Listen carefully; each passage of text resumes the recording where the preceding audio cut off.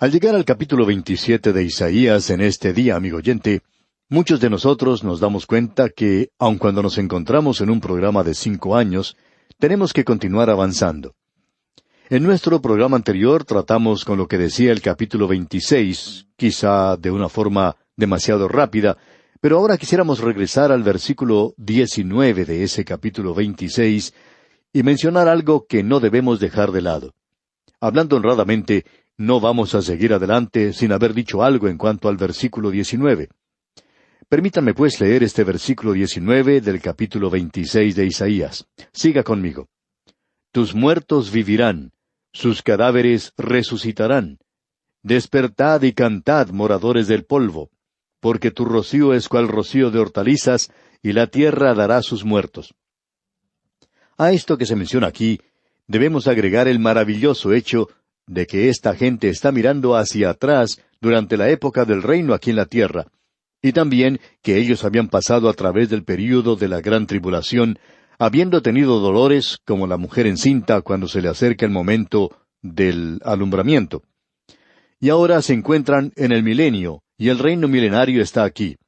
Y el profeta dice aquí, tus muertos vivirán. Eso es como si fuera la voz de Jehová mismo, interrumpiendo el arrobamiento del profeta, cuando éste está mirando hacia atrás. Tus muertos vivirán. Bueno, ¿los muertos de quién? Creemos obviamente que se refiere a la nación de Israel. De eso es que está hablando en este capítulo, y él continúa diciendo, sus cadáveres resucitarán. Algunos entienden esto como una interpretación nacional de la nación de Israel, como se menciona allá en el capítulo 37 del libro de Ezequiel, donde tenemos la visión del valle de los huesos secos.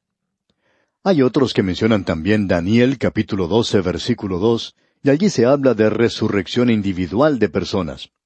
Bien, alguien dice, eso no es una resurrección nacional e individual, ¿verdad? Bueno, creemos que en realidad se refiere a ambas. Es difícil tener una resurrección de una nación, como se refiere aquí, sin tener una resurrección de personas o individuos, aquellos que constituyen esa nación. No vemos cómo se puede tener una resurrección de una nación sin tener la resurrección de las personas. Ahora estos muertos son incluidos en un coro de aleluya, y la palabra allí es despertad y cantad. Lo que nos impresiona en cuanto al reino milenario sobre esta tierra es que usted y yo estamos viviendo en el presente en una tierra que en cierto sentido podríamos llamar un cementerio. Los muertos están por todas partes. Hay cementerios por todos los lugares. No hay ningún momento del día y de la noche cuando no haya algún muerto y exista una procesión hacia el cementerio. Eso es algo de lo cual no queremos pensar mucho, porque no es un cuadro muy agradable, por cierto. Pero Dios dice que esta tierra nunca fue creada con la intención de ser un cementerio. Él va a detener eso y va a cambiar ese proceso. Él resucitará de los muertos no solo a los salvos, sino también a los perdidos, y ellos serán resucitados para juicio. El pensamiento que tenemos aquí es que esta tierra en la cual usted y yo vivimos no tendrá en el futuro un cuerpo muerto a través de toda la eternidad. Eso hará que este sea un lugar bastante bueno para vivir. Ahora, al llegar al capítulo 27 de Isaías, encontramos un tercer cántico maravilloso en cuanto al reino. Ya tuvimos otros dos allá en los capítulos 25 y 26, usted recuerda. Aquí concluye esto del reino, de la llegada del reino. En este capítulo concluye el cántico triple del reino. Y quisiéramos que usted se dé cuenta de cómo esto ha sido dividido. En los primeros 6 versículos encontramos el cántico de la viña. Los versículos 7 al 11 nos dan la aflicción de Israel de sus enemigos. Y eso se presenta en contraste. Luego tenemos el regreso seguro de Israel a la tierra prometida, y eso se confiesa. Eso lo leemos en los versículos 12 y 13. Notamos en el versículo 1 que éste comienza con las palabras «en aquel día», y eso nos proyecta inmediatamente hacia el futuro. Ya hemos dicho que «aquel día» es una expresión técnica que se refiere al día del Señor, al día que comienza, como comienza el día hebreo, con el atardecer, con la época de la gran tribulación, y continúa hasta el reino milenario. Y hablando honradamente, amigo oyente, creemos que continúa hasta la eternidad. Porque esa salida del sol, ese amanecer, no concluirá jamás. Ahora el versículo 1 de este capítulo 27 de Isaías dice, En aquel día, Jehová castigará con su espada dura, grande y fuerte al Leviatán, serpiente veloz. Ahora, ¿qué es esa espada del Señor? Bueno, es la palabra de Dios. Se nos dice en otra parte que cuando el Señor Jesucristo venga, de su boca saldrá una espada de 2 filos, y con ella castigará a las naciones. Ahora, ¿se refiere esto en forma literal a una espada? Hay quienes opinan que hay que tomar las cosas literalmente. ¿Piensa usted que aquí se habla de una espada en forma literal? Bueno, uno a veces descubre que hay lenguas así, y son bastante filosas. Y la palabra de Dios es viva y eficaz y más cortante que toda espada de 2 filos. Claramente podemos identificar esto con la palabra de Dios, con su palabra, y eso es todo lo que Dios tiene que hacer. Con su palabra, Él creó todas las cosas, y con su palabra, Él juzgará. Ahora, ¿a quién va a juzgar? Leamos la segunda parte del versículo 1. Al Leviatán, serpiente veloz, y al Leviatán, serpiente tortuosa, y matará al dragón que está en el mar. Aquí tenemos el castigo del Leviatán. Y pensamos honradamente que este versículo tendría que estar al final del último capítulo, pero eso es un punto técnico, digamos, y no vamos a entrar en argumentos en cuanto a esto. Lo importante de notar y de saber acerca de este versículo es que en aquel día, al comienzo del reino, el Señor Jesucristo castigará a la serpiente, al Leviatán, el cual es Satanás. Y él va a ser arrojado al abismo y permanecerá en ese lugar por 1000 años, según se nos dice allá en el libro de Apocalipsis. Creemos que podemos identificar a este aquí con Satanás. Se nos dice que este dragón que fue arrojado es la serpiente antigua, llamada el diablo, y que engaña a todo el mundo. En Apocalipsis capítulo 12, versículo 9 leemos, «Y fue lanzado fuera el gran dragón, la serpiente antigua, que se llama Diablo y Satanás, el cual engaña al mundo entero, fue arrojado a la tierra, y sus ángeles fueron arrojados con él». Y en el capítulo 41 de Job, versículos 15 al 17, vemos que la gloria de su vestido son escudos fuertes. Amigo oyente, estaban allí para su protección. Y Satanás piensa que él es invulnerable, que no puede ser tocado. Eso nos lleva, por supuesto, a ver el gran orgullo que tiene Satanás. No creemos que él se dé cuenta ni aun en este día que él puede ser juzgado y castigado. Él piensa que probablemente está más allá del juicio del Dios Todopoderoso. De paso, digamos que hay muchas personas que piensan así. Hay muchas personas que piensan hoy que no vendrá ningún juicio. Ellos ridiculizan una idea así. Y ese, por supuesto, es un pensamiento satánico. Y aquí tenemos referencia a eso. Creemos que sería bueno destacar aquí el hecho de que varios intérpretes destacados de las Escrituras piensan de él, o sea, de este Leviatán aquí, como Satanás, pero también lo consideran una referencia al río Tigris, que en cierto sentido serpentea en su cauce, y también al río Éufrates y el río Nilo, y allí se encontraba la nación de Siria. Babilonia también se encontraba al lado del río Éufrates, y Egipto al lado del río Nilo, y podemos ver cómo resulta todo esto. Estas naciones, los reinos de este mundo, pertenecen a Satanás, y creemos que tenemos aquí un cuadro figurativo maravilloso. Este capítulo 27 comienza en realidad con el versículo 2, donde dice, «En aquel día, cantad acerca de la viña del vino rojo». Nos encontramos ahora en el milenio, y entonces podemos cantar con ellos. Notemos lo que se menciona allí, una viña de vino rojo. Esto nos habla de la abundancia, nos habla de la abundancia de los frutos, del gozo. Esto está en contraste con el capítulo 5 de Isaías. Allí también tenemos el canto de la viña, pero es un canto fúnebre, triste. Esa viña era Israel, y Dios la iba a castigar porque no había producido ninguna clase de fruto. Ahora nos encontramos en el milenio, y aquí hay una abundancia de fruto. ¿Por qué? La respuesta la encontramos en el versículo 3, donde se nos dice, «Yo Jehová la guardo, cada momento la regaré. La guardaré de noche y de día, para que nadie la dañe». Esto debería informarle a ciertas personas que Dios no ha acabado aún con la nación de Israel. Estos son pasajes de las Escrituras que mucha gente ni siquiera lee. Y de seguro que muchos de los que nos escuchan ni siquiera lo han escuchado por radio antes de esto. Quizá usted no escuchó mencionar ninguna otra cosa al respecto en otra parte. Pero este es un pasaje de las Escrituras que nos habla muy claramente. Dios no ha concluido aún su actuación, su trato con la nación de Israel. Escuche lo que dice aquí en el versículo 5. ¿O forzará a alguien mi fortaleza? Haga conmigo paz. Sí, haga paz conmigo. Ahora, el enemigo puede hacer su paz con Dios aún en el reino. Dios nunca deja de ser misericordioso, y le damos las gracias a Dios por eso. Él es rico en misericordia y tiene gran abundancia de ella. Nosotros necesitamos mucho de su misericordia y de su gracia también, que es abundante. Y vamos a descubrir que 10 millones de años de aquí en adelante, nosotros hallaremos que aún existe la gracia para nosotros, y la necesitaremos aun cuando estemos en los cielos.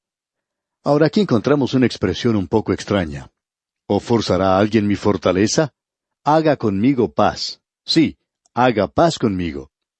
Este es el único lugar en las Escrituras donde se sugiere que el hombre puede hacer paz con Dios. Uno escucha de esto mucho hoy, que ellos hacen paz con Dios. Amigo oyente, ¿qué es lo que usted puede hacer para lograr paz con Dios? Él ya ha hecho la paz, y Pablo nos dice allá en su epístola a los Romanos capítulo 5 versículo 1, justificados pues por la fe, tenemos paz para con Dios por medio del Señor Jesucristo. Este es el único lugar donde se dice de hacer paz, y es en el milenio. Así es que hoy usted, amigo oyente, no tiene que hacer paz. Él ya la ha hecho. Usted no lo hace. Tenemos paz para con Dios por medio de nuestro Señor Jesucristo. Y cuando usted esté listo a ponerse de acuerdo con Dios, usted confía en Él y acepta lo que Él ha hecho por usted cuando Cristo murió en la cruz. Y entonces usted tiene paz. No podrá obtenerla sino hasta entonces. Eso es lo que Él nos dice aquí. Ahora el versículo 7 de este capítulo 27 dice, ¿acaso ha sido herido como quien lo hirió, o ha sido muerto como los que lo mataron? Este versículo comienza con una pregunta y creemos que ésta ya ha sido respondida aquí en el libro de Isaías. ¿Por qué persigue Dios a Israel más que a las otras naciones? Dijimos persigue, pero permítame cambiar eso. ¿Por qué juzga Dios a Israel más que a las otras naciones? Bueno, vamos a explicar esto. La luz que uno tiene crea más responsabilidad. En vista de que Israel ha tenido más luz, entonces su pecado es más negro y su castigo es mayor. Esta nación seguro que recibirá más latigazos que las naciones que la habían subyugado antes. Recuerde lo que Dios dice allá en el libro de Amós capítulo 3, versículo 2. Allí dice, «A vosotros solamente he conocido en todas las familias de la tierra, por tanto, os castigaré por todas vuestras maldades». El castigo de Israel de parte de Dios fue algo muy severo, pero Él no destruyó a esa nación como hizo con algunas otras. Allá en el Salmo 118, versículo 18, leemos, «Me castigó gravemente Jehová, mas no me entregó a la muerte». Él no permitirá que ellos sean destruidos. Volviendo ahora a Isaías capítulo 27 que estamos estudiando, leemos en el versículo 9, «De esta manera pues será perdonada la iniquidad de Jacob, y este será todo el fruto, la remoción de su pecado, cuando haga todas las piedras del altar como piedras de cal desmenuzadas, y no se levanten los símbolos de acera ni las imágenes del sol». El pecado de Jacob fue quitado por medio de un holocausto de sangre, y el pecado de la nación será expiado por medio de la sangre de Cristo. Y cualquier persona que nos diga hoy, Dios ya no tiene nada que ver con ellos, nos hace pensar esa gente, ¿por qué no leen los pasajes de las Escrituras como este, por ejemplo? Tenemos aquí que las ciudades que Israel construyó iban a ser destruidas como cualquier otra ciudad que haya sido construida por un hombre que está lejos de Dios. Quizá usted ha podido apreciar algunas de las ruinas en Israel. Por ejemplo, en Masada, ¿qué juicio el de ese lugar? No ha habido nada como eso en la historia del mundo. No podemos entrar en eso ahora, pero ese fue un castigo del Dios Todopoderoso. ¿Y por qué? Porque ellos rechazaron la luz, y no solo rechazaron la luz, sino que rechazaron a la persona del Hijo de Dios. Luego leemos en la primera parte del versículo 13, «Acontecerá también en aquel día», y nos encontramos en ese período ahora. Leamos todo este versículo 13 ahora. «Acontecerá también en aquel día, que se tocará con gran trompeta, y vendrán los que habían sido esparcidos en la tierra de Asiria, y los que habían sido desterrados a Egipto, y adorarán a Jehová en el monte santo, en Jerusalén. Aquellos que habían sido desterrados van a salir en aquel día de esas naciones. Sin embargo, no vemos el cumplimiento de eso hoy. Amigo oyente, cuando Dios llegue a motivarlos, y Dios lo hará, entonces ellos saldrán y adorarán a Dios. De la misma manera en que Él nos llamó a usted y a mí, Él los llamará a ellos. Esta sección que tenemos ante nosotros nos revela de una manera muy directa que Dios tiene la intención de restaurar a la nación de Israel a la tierra prometida. Y nosotros no tenemos ningún argumento con aquellos que dicen esto.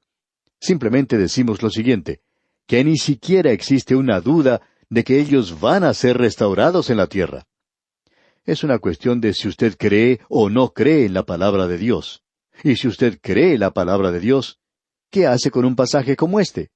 No se le puede espiritualizar, porque aquí se habla acerca de naciones como Asiria, Egipto, Israel y Jerusalén. Todos estos son lugares descritos en forma literal. Dios dice que estos van a ser restaurados literalmente. ¿Qué argumento puede presentar en cuanto a esto? Nuestra sugerencia es que si usted tiene una consideración elevada en cuanto a la palabra de Dios, entonces crea lo que Dios dice aquí. Y llegamos ahora al capítulo 28. Tenemos aquí la invasión inmediata de Efraín. Ese es el reino del norte, de parte de Asiria. Y aquí tenemos un cuadro del futuro y una advertencia para Jerusalén. Hemos finalizado con una sección y ahora en este capítulo entramos a una sección completamente nueva. En los capítulos 24 al 27 estuvimos observando profecías que se referían completamente al futuro. Ahora, en los capítulos 28 al 35, tenemos otras profecías, las cuales se refieren a una situación local y que tienen un cumplimiento que ya ha pasado, ya ha ocurrido.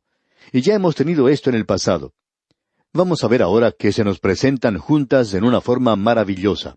Estas se extienden hacia el futuro y cubren el mismo período que la sección anterior. En esta tenemos 6 ayes. Y esta sección culmina en la gran batalla de Armagedón, o la guerra de Armagedón, debemos decir. Y eso es en el capítulo 34. Y luego le sigue el beneficio del milenio, que es llevado a la tierra en el capítulo 35. Hay muchos que conocen acerca del capítulo 35, pero no conocen mucho acerca del capítulo 34 de Isaías. Pues bien, hablando ahora del capítulo que nos concierne hoy, el capítulo 28, tenemos una ilustración muy buena de la combinación de las profecías cercanas y futuras, de los hechos pasados y de los hechos futuros, aquello que ha sido cumplido y de aquello que será cumplido, de aquello que es local e inmediato y aquello que es general y en el futuro lejano.